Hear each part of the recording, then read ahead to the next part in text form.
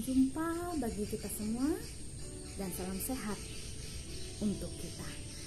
Bapak Ibu, saudara-saudari dimanapun berada, kita pada saat ini boleh bersama-sama dalam renungan harian edisi Rabu tanggal 13 Juli 2022 dalam nas firman Tuhan dari Pengkhotbah pasal 9 ayat yang ke-13 sampai dengan ayat yang ke-17.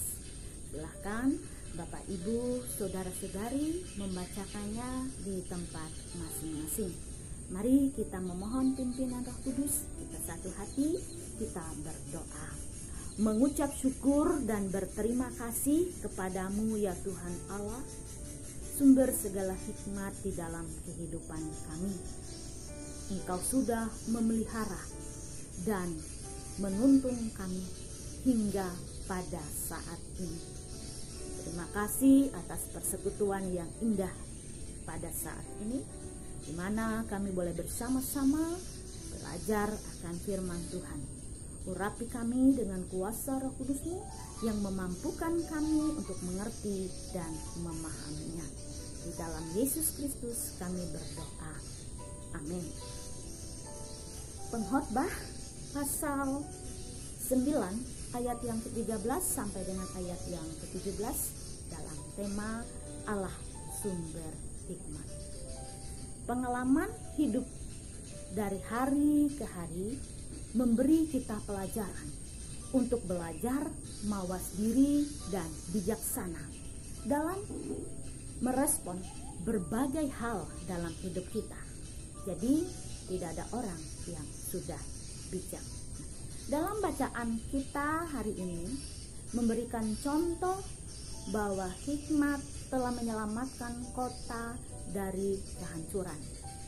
Dikisahkan ada sebuah kota kecil dan penduduknya sedikit sedang berada dalam situasi yang genting. Kota itu diserang dan dikepung oleh seorang raja agung dari sebuah kerajaan besar. Nah, kalau menurut strategi perang, kota itu seharusnya hancur kalau diserang dan dikepung oleh seorang raja yang besar. Namun hal itu tidak terjadi, karena di dalam kota kecil itu terdapat seorang miskin tapi berhikmat bijaksana. Berkat hikmatnya, kota itu selamat dari ancaman invasi raja yang kekuatan dan keperkasaannya jauh tanding dibanding kota kecil itu. Berdasarkan kisah tersebut, pengkhotbah menyimpulkan bahwa hikmat lebih baik daripada keperkasaan dan alat-alat perang. Hikmat jauh lebih berguna dari apapun di dalam dunia ini. Saudara-saudaraku yang kekasih, kebanyakan orang menilai sesamanya bukan karena hikmatnya, melainkan karena status sosialnya di masyarakat. Nah, itulah yang terjadi pada si miskin yang berhikmat ini. Sekalipun telah menyelamatkan kota, ia segera dilupakan dan perkataannya tidak lagi didengar. Ia tidak diperhitungkan karena kemiskinannya. Hikmat bisa menghancurkan apabila dipergunakan dengan tidak hati-hati. Jadi hikmat satu sisi bisa menyelamatkan, namun di sisi lain menghancurkan jika disalahgunakan. Sebab itu kita harus mencari hikmat dari Allah. Allah sumber hikmat. Apabila di antara kamu ada yang kekurangan hikmat, hendaklah ia memintanya kepada Allah. Dalam Yakobus 1 ayat yang ke-5.